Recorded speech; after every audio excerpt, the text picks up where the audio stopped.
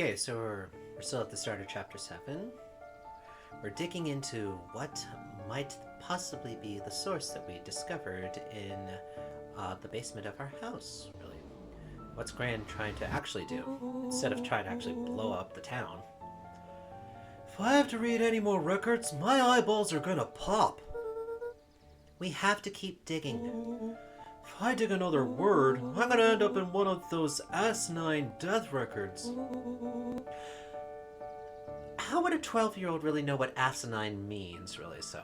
I mean, they read comic books. I kind of find it hard to believe that Hank Atomic might have the word asinine, but yeah.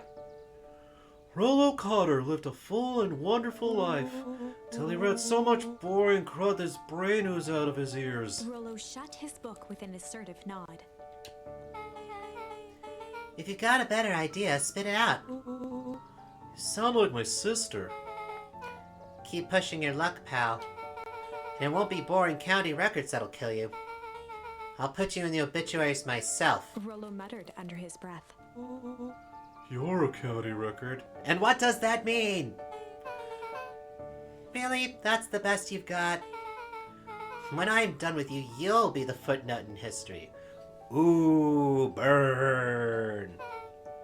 Just like... Beck slammed her finger down on the open page before glancing down to read. J. Hartford here. I'd love to see you try. Hey! We're all a little tired here. Let's just take a minute and... Something tickled the back of Luca's mind. Wait, what was that name, Beck? In the obit? J. Hartford. From the Brookville Tribune, 8 years ago. That can't be right. What is it? J. Hartford. That's my grand's name, Juniper Hartford.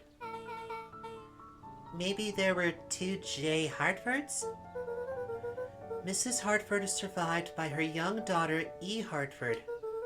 My mom's name is Eleanor. Okay, this is getting creepy. If your gran is 6 feet under, 3 towns over, then who am I living with? The question hung in the air.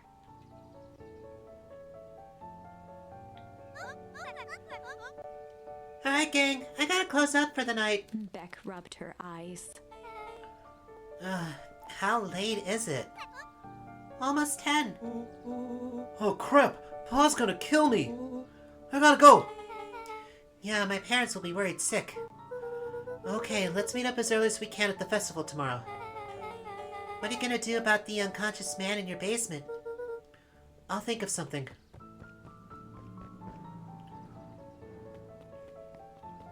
Luca's heart was pounding as he approached the house. If he was lucky, Gran, or whoever it was, hadn't gotten back yet. And of course, there was Mr. Tolliver tied up and unconscious in the basement. Yeah, I mean, how are you gonna explain that? Dealing with him would be the first order of business. Are you sure? I mean, he doesn't seem like that would be that much of a trouble, really, so. Luca shook out his arms to calm his nerves before entering.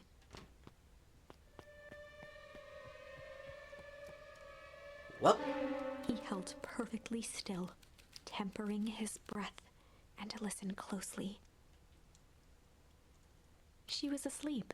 His only hope was that she hadn't found Mr. Tolliver before dozing off. Okay. Check on Mr. Tolliver in the basement. Do it as quietly as we can. Super quiet. Not make any noise whatsoever. Just gonna inch along here, very quietly. I'm still making noise. Please stop making noise, Luca. I can hear your pitter-patter. Still very quietly. She might be old, but that doesn't mean she's deaf. Slow.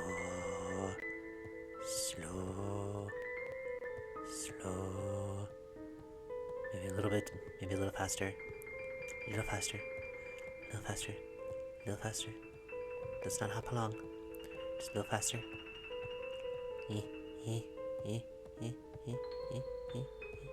Okay, good. Gasp! Oh no. Mr. Tolliver was nowhere to be seen. Well, maybe he woke up, escaped from his bindings, and left without a trace.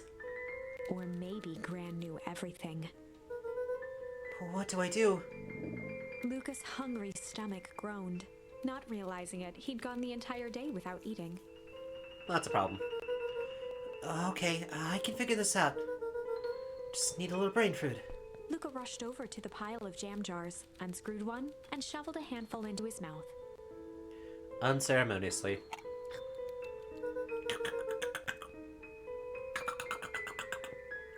I'm afraid your jam delivery will be He delayed, flipped the lid to read the label. Mr. Nuncreed. Okay, now I can think. So if Gran knows we tied up Mr. Tolliver, I'm screwed. If she doesn't know, then I need to play it cool. I guess the only option is to go to bed and act as if nothing is wrong. Gran will think Mr. Tolliver finished what he was sent to do and left when he was done. Go to sleep. Go to sleep. Go to sleep. Go to sleep. Go to sleep. Go to sleep. Go to sleep. Go to sleep. Go to sleep.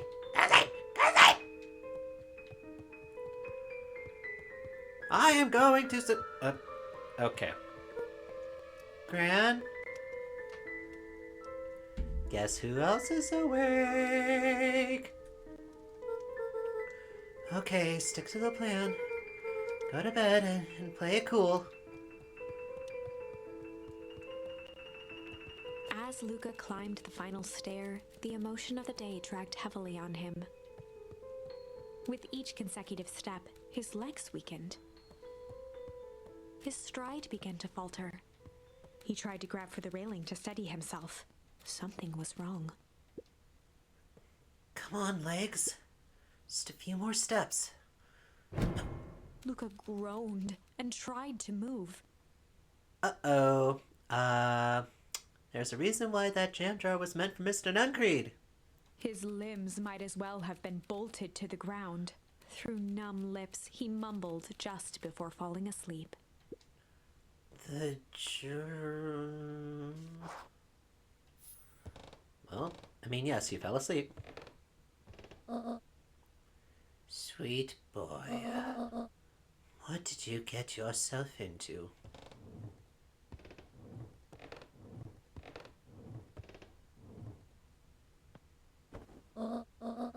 Rest now, and let me handle everything.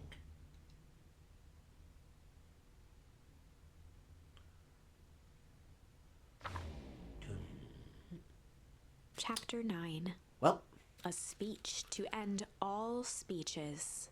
Luca awoke to find himself face down in bed. He moaned into his pillow. Why would Gran drug him? Or rather, why was she trying to drug Mr. Nuncreed? well, Shaking the questions from his woozy head, Luca snapped back to the matter at hand. the festival!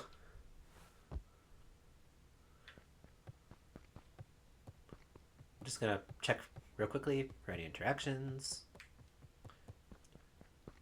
Because I have a feeling we're coming to a turning point, and I want to make sure that we can find all the trumps that we can.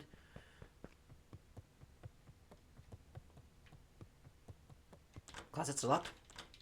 Okay.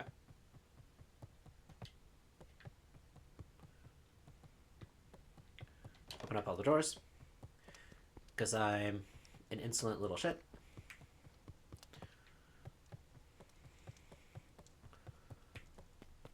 Right. It might be too late. She's already enacted her plan. There they are. Where have you been? Gran put something in the jam. Yeah, we know. Secret messages for secret conspirators. Not this one. The one intended for Mr. Nuncreed put me to sleep. Whoa, ho, ho! Sly devil. Sly. I think she's trying to remove him from the equation. He might be in danger. Have you found anything? We've looked around, but haven't seen anything odd. Your Gran is nowhere to be found. But Mr. Nuncreed is just loafing around waiting for the speech. What speech? Mayor Augustus got up to the podium. Everyone is gathering at the stage. Let's get moving.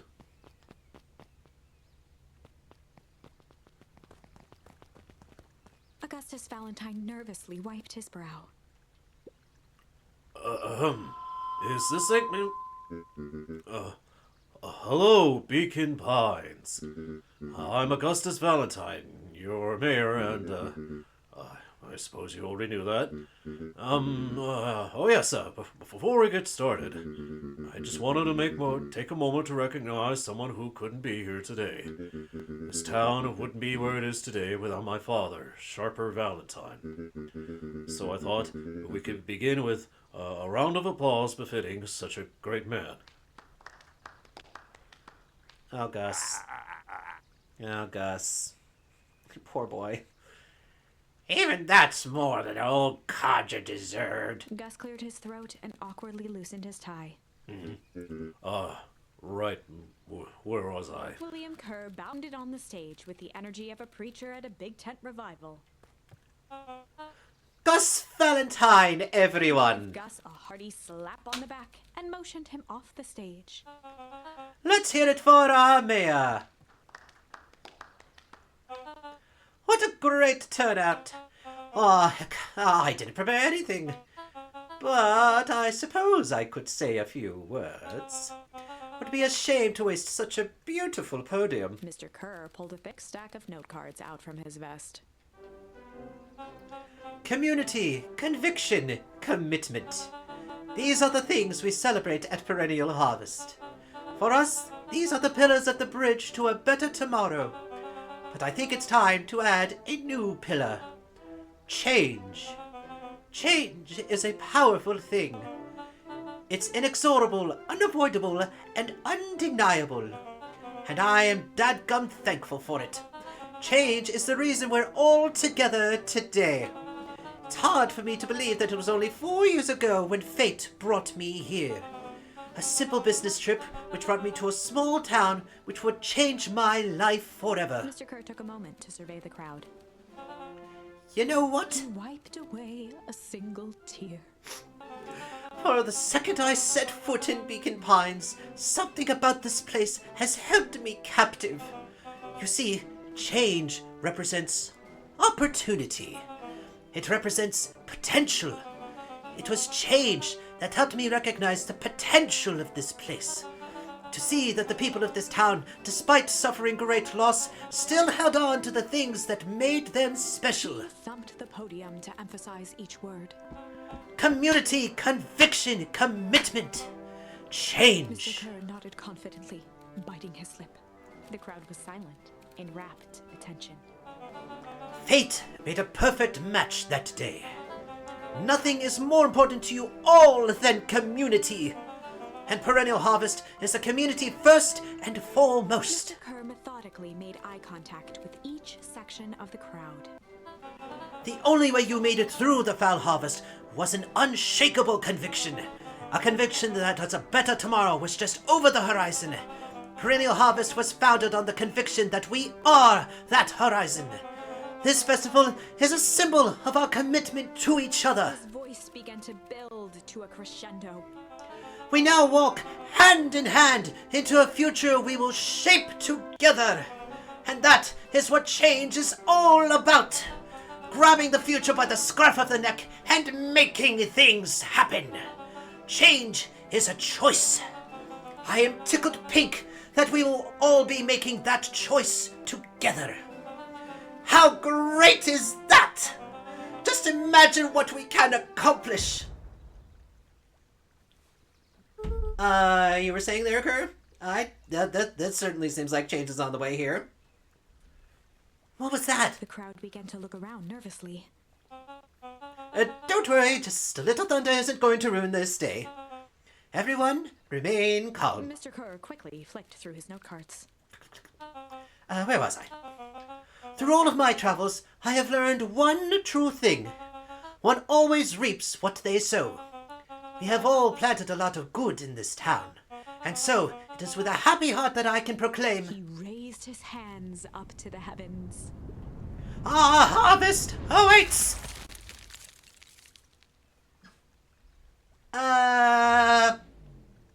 sure about that, Kerr. At that moment, a merciless wall of impossibly cold air ripped through the crowd, instantly freezing everyone and everything it touched.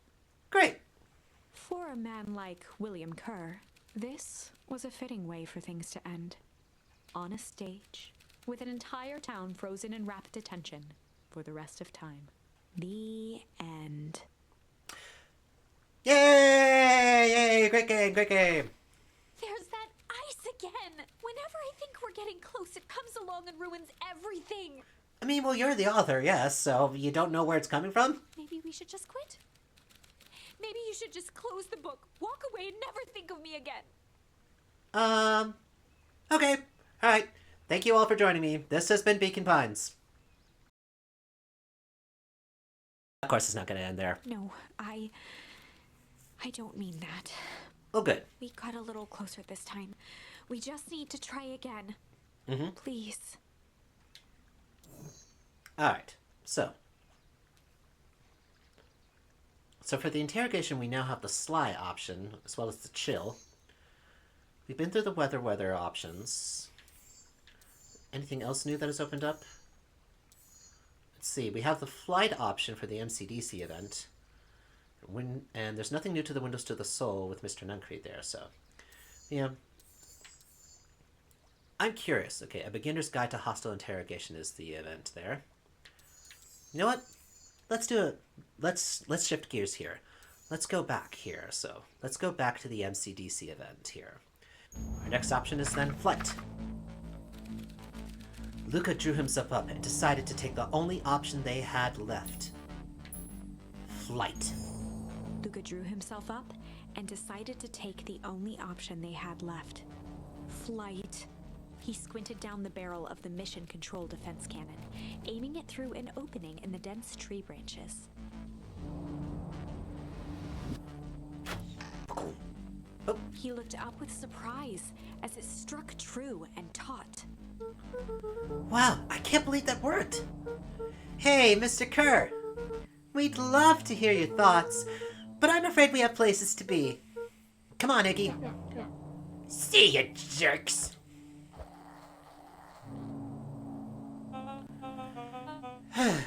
Fine. We know where that leads them. This way, we'll take the tunnels. Luca and Iggy winced as they sprinted through the thicket. The branches clawed at them, reluctant to give passage. After what felt like a marathon, Luca stopped in his tracks as they reached the clearing. What the? That was all he was able to say before Iggy slammed into his back. The boys tumbled down a steep decline and crashed with a wheezing thud on a surface as hard as ice. In fact, it was ice. What? Chapter 5. Signs. They stood silently, catching their breath. So, this is now an M. Night Shyamalan movie? The sky was like sapphire. With each breath, a plume of steam escaped from Luca's lungs. Let's keep moving. Luca pulled Iggy to his feet as they gazed across a snowy terrain. Well, this looks familiar. That was actually pretty badass. Uh-huh. I think we lost him. Are we up in the mountains? I don't think so. If anything, we went downhill. Then what's up with the Winter Wonderland? All I know is there's no going back the way we came. Let's see if we can get our bearings. Follow me. Find a way home. I mean, Iggy does have a point. We're walking in a winter wonderland. Luca! Luca, are you there? Luca had almost forgotten the walkie-talkie he was carrying. It's that bozo Kerr. Oh, wrong voice. I hope nothing bad has happened to you out in those woods. Luca looked at Iggy with hesitation. No need to be rude. With a resigned sigh, Luca responded. Seems like the only dangerous thing in the woods is you. He speaks, the young man of the hour. Now, how in tarnation did you end up with one of our radios? Just lucky, I guess. Boy, howdy, you Van Horns are full of surprises, aren't you? You knew my parents? I never had the honor of meeting your father, but your mom sure was a handful. Luca winced, shoving the walkie-talkie back into his pocket. We gotta keep moving.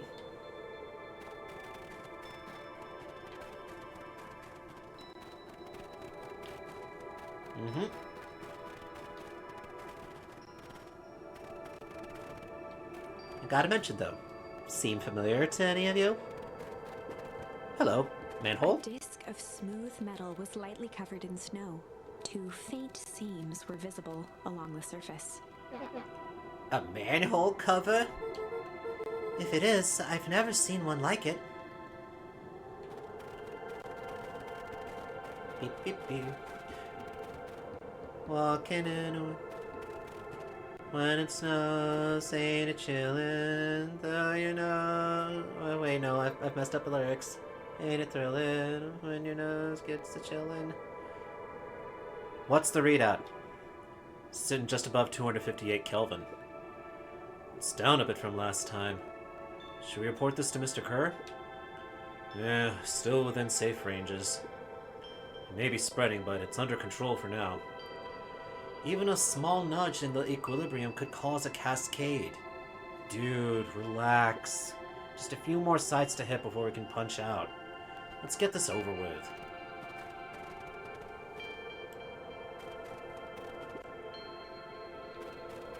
Roll, frolic, and play the Eskimo way, walking in a winter wonderland. What's all this? Hard to say with all this snow. I think it's a town sign. I can almost make out letters under there.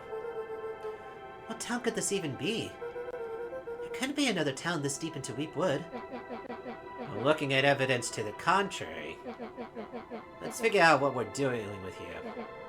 Step 1, snow's gotta go. I'll see what I can do. Let's see, stuff I can interact with. Something I can throw. Oh! I'm not sure if throwing snow would be the best way to do it, but... The boys stared Da, in disbelief at da. the sign that clearly read, "Welcome to Beacon Pines." This doesn't make any sense. We're in Beacon Pines? How is that possible? We ran away from town. How did we get back here? I guess we got turned around? Where did all this snow come from? Well, it's been colder than normal lately. There's a pretty big difference between sweater weather and this Arctic hellscape. The puddle we fought at before, it was cold too. Maybe all of it leads to one source. You think it's related? What the hell is going on? We're gonna get you some answers. Let's keep moving.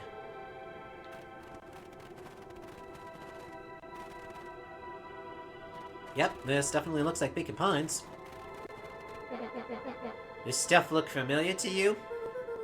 It looks like the barrel near the puddle I, shoved me into. Yeah.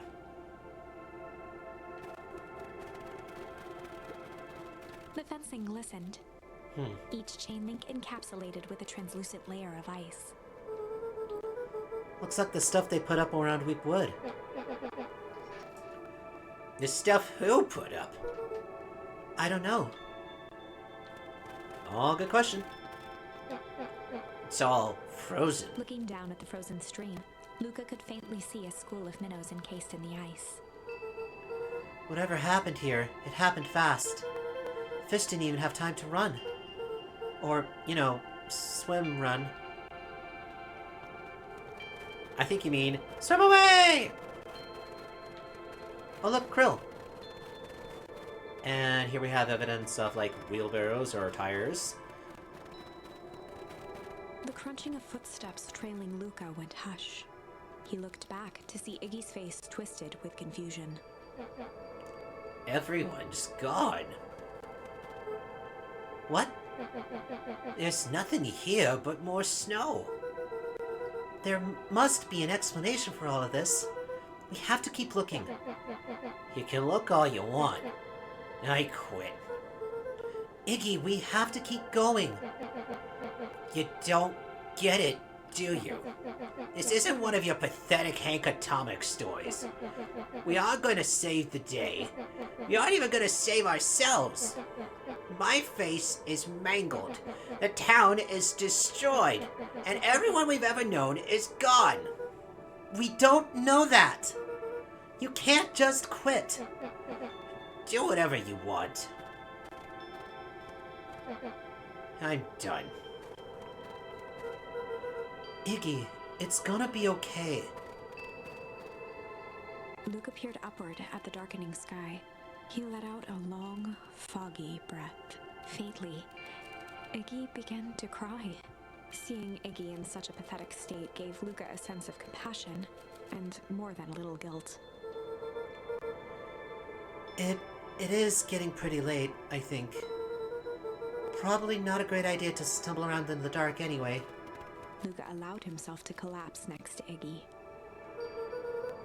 Let's just rest for a bit. The boys huddled together for warmth and comfort. If not for exhaustion, their minds would be racing, trying to make sense of the events of the day. As it was, all they had energy for was to sit in silence, numb.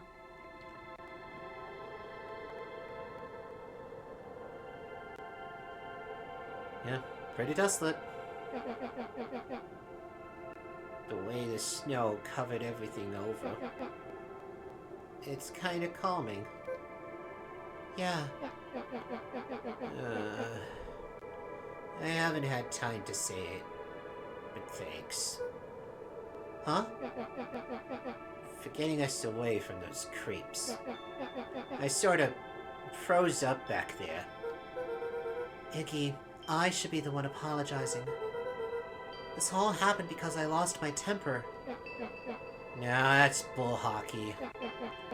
First of all, you didn't know what that gunk would do. You didn't, right? Of course not. And second, stop with this baloney about losing your temper. But I did lose my temper. Iggy motioned sarcastically to his half-deformed face. Obviously. But that's exactly what you should have done. Huh? I was being a horse's ass. You were supposed to be a horse's ass in response. That's how it works. Iggy, I'm having a hard time following.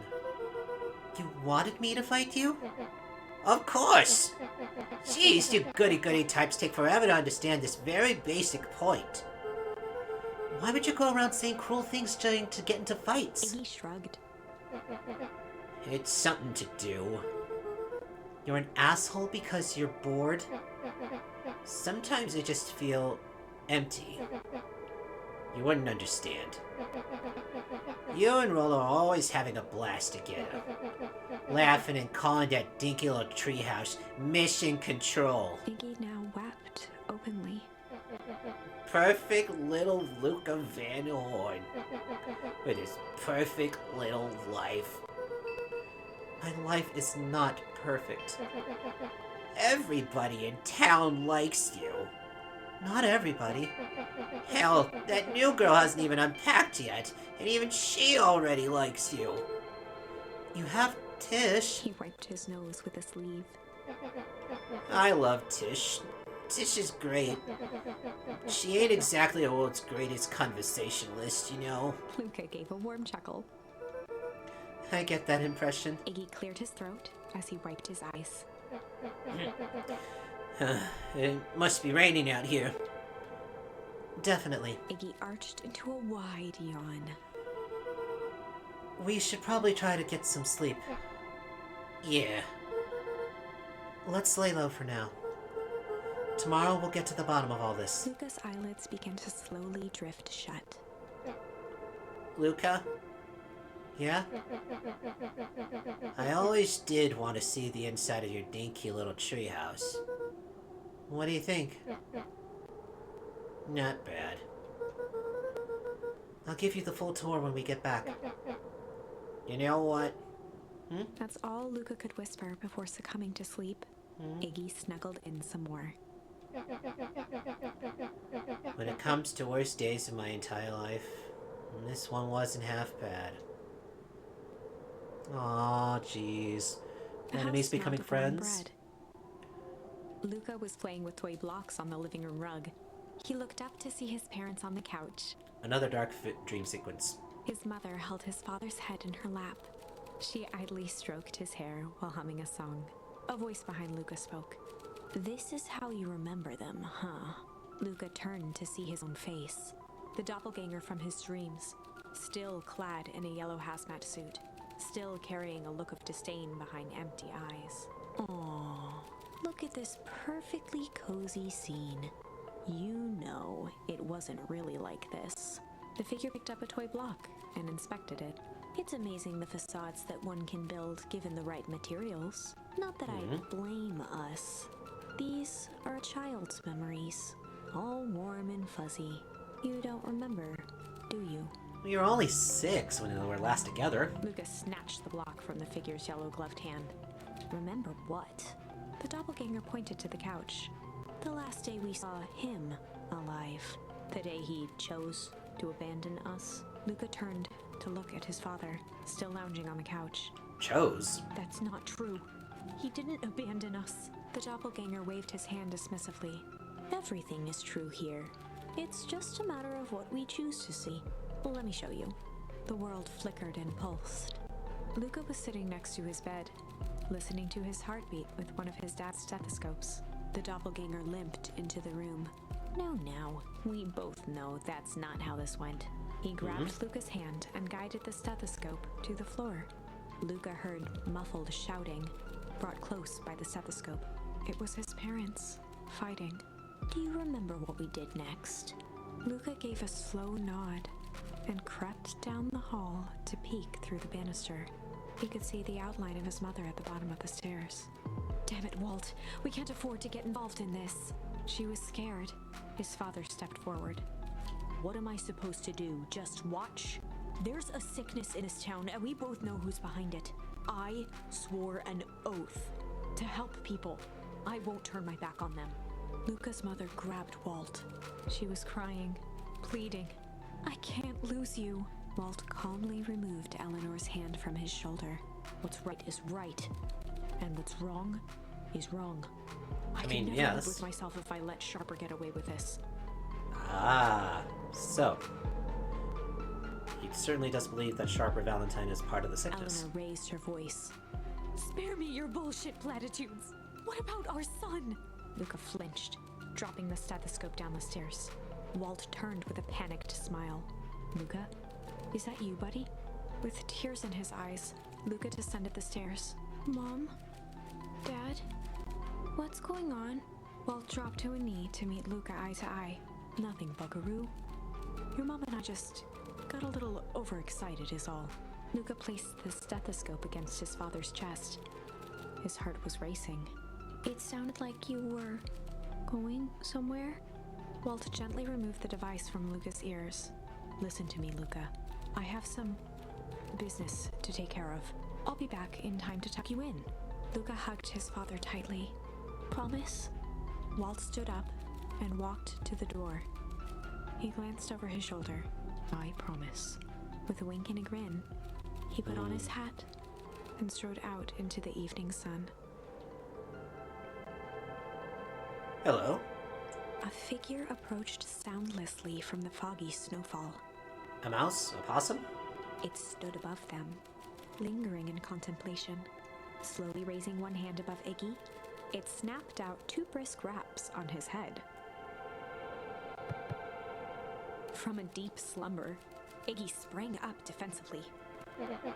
Get your hands off me!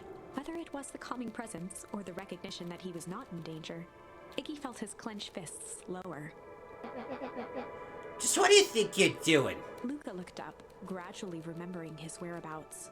The figure exhaled a cloud of warm vapor. You two certainly have caused a lot of commotion. What's that supposed to mean? Take it easy, Iggy. We were asleep, minding our own business. You're the one running around knocking on people's heads. I'm sorry if I hurt you, Iggy.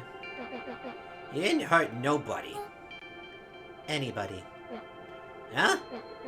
Oh, I see. You think you're better than me, you. When it came to complete strangers, Iggy had trouble cobbling together an insult. You big-headed, scarfy-necked furball. Okay, let's lower the temperature a bit here. Interesting choice of words. I mean, let's all just calm down. Who are you? A friend. An observer. A hitchhiker on the infinite expanse of possibility. Great. How about a name? If you must call me something, you can call me Nat. Iggy huffed with gratification. How about you make like a gnat and buzz off? Very well. Nat began to turn away indifferently. Wait! Do you live here? You might say that. So you know where we are? You might also say that. Look, pal, we just want to find a safe way out of here. You gotta help us or not. Before knowing how to leave, one must know where they are. Alright, that does it. Luca, I don't know about you, but I'm getting out of here one way or another. Iggy turned sharply and began to stomp off. Enough with the riddles. Iggy, wait up! Realizing he'd worn their patience then, Nat relented. Very well. I suppose this isn't the time for metaphors. I'll show you how to get back home. Luca and Iggy turned around with hope in their eyes. Come here. Nat took a deep breath in. Close your eyes. Nat exhaled slowly, then snapped his fingers. Okay, open them. For a brief moment, Luca and Iggy let themselves believe that some great magic was about to unfold, until they opened their eyes and found themselves in the exact same place, cold and disheartened. This is your home. This is Beacon Pines. Look, Nat, we don't know how we got here. Maybe we stumbled through some time travel gate in Weepwood, or we teleported to some alternate universe, or this is all just some cruel experiment by Kerr and his goons. But this is not our home. You're inching closer to the truth.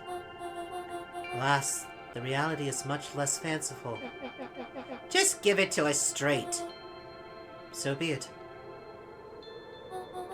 As I said, this is Beacon Pines.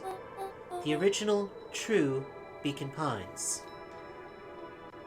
Okay, so what about the Beacon Pines that we already know? If this is the real one. Find a way home. Well, we found our way home. Yay! You both grew up here. But the town you've called your home for the past several years is a replica. A remarkable achievement of engineering, to be fair. But a replica nonetheless. That's impossible. It's too much work. You need a whole town to replicate a whole town. Indeed, to pull off such a feat would require immense labor power. That which could be moved would be moved. That which could not would require a precise duplicate. We would have noticed. Someone would have noticed. You'd think so, unless the auditing was impeccable. A mind-numbing attention to detail. As for the innumerable trivialities which complete the tapestry, well, you can leave that to this miraculous thing we call a brain. It has a real aversion to discontinuity, a revulsion even. The brain has a wonderful way of smoothing out the rough edges, keeping us sane. I don't know why there's narration there, but Luca and Iggy looked around uncomfortably. So you're saying that someone made an entire new town and moved us all, and no one noticed? Precisely. But why? Why is the one question that can never be answered with certainty. The best one can do is to uncover. Nat narrowed his eyes, furrowed his brow, and uttered, The source. Why'd you say the source like that? Why, indeed. Luca began to laugh uncomfortably. It's all ridiculous. There's no way they could. Down at his feet. His eyes started back and forth in contemplation. With a sudden pain, a thought struck him. If this really is home, He sprinted off into the pale distance. As Iggy turned to follow, Nat called out, Iggy, it's not too late to turn back. Simply head west through Weep Wood.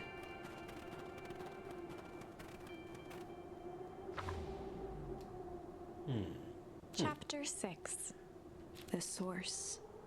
Nat expressed his sympathy with a shrug and sauntered off as unassumingly as he'd arrived. He'd given Luca and Iggy what they needed, and nothing more. As Luca sprinted across the snow, the events of the past few days became clearer, pieces to a larger puzzle. Rollo said he was underground somewhere, captured. Mr. Kerr tried to cover it up with lies. The clipboards were hell-bent on capturing Iggy. It all seemed to point to Perennial Harvest. But right now, Yep. there was one thing that Luca needed to know. The grave. Luca stopped dead in his tracks. The tree was gone, uprooted and moved, leaving a raw gash in the earth. He dropped to his knees and dug wildly at the cold snow. His numb hands hit something hard. A headstone. A dry whisper escaped Luca's lips. You're here. All this time, I thought I was visiting you. But you've been here, alone, in the snow. Dad, I'm so sorry. They ruined your favorite spot in the whole world. Our favorite spot in the whole world. Dad, what do I do? There was no reply, just snow-covered silence. Why'd you give me the slip like that? What if I couldn't find you, you jerk? Iggy finally noticed the tears welling in Luca's eyes and the snow-covered grave. Oh. Iggy. They stole his tree, Iggy. Yikes. Suddenly, they heard the crunch of approaching footsteps in the snow. We gotta hide.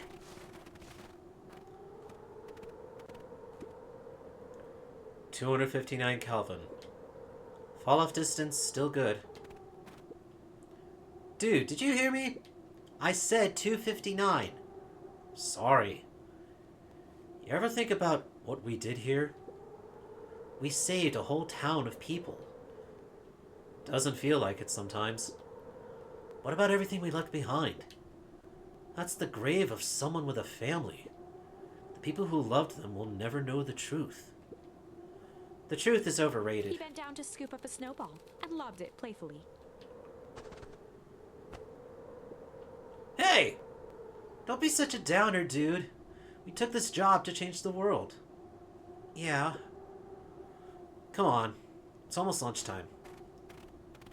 Yeah, saunter off like that? Okay. Sure. I mean, gotta put some levity in your work, I guess, in order to actually get through the workday. Weirdo.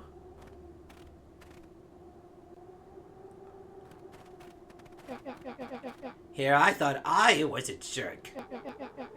These dinguses are out here literally dancing on graves. Luca stuttered through heaving sobs. I thought I was visiting him. I thought he was with me.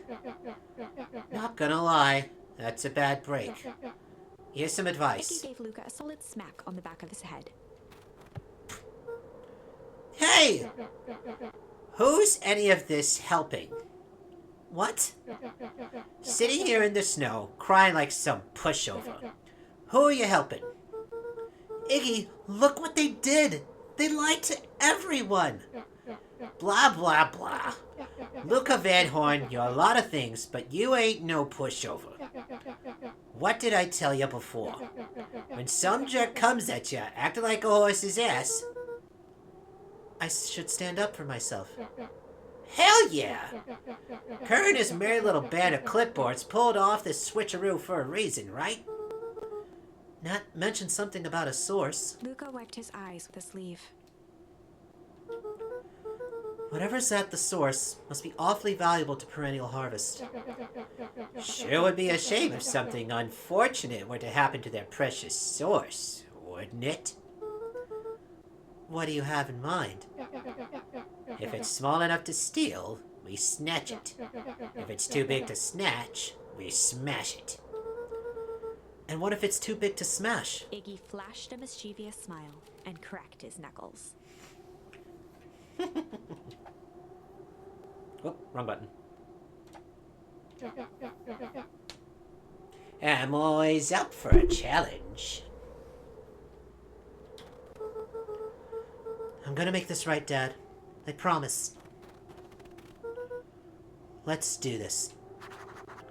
Locate the source.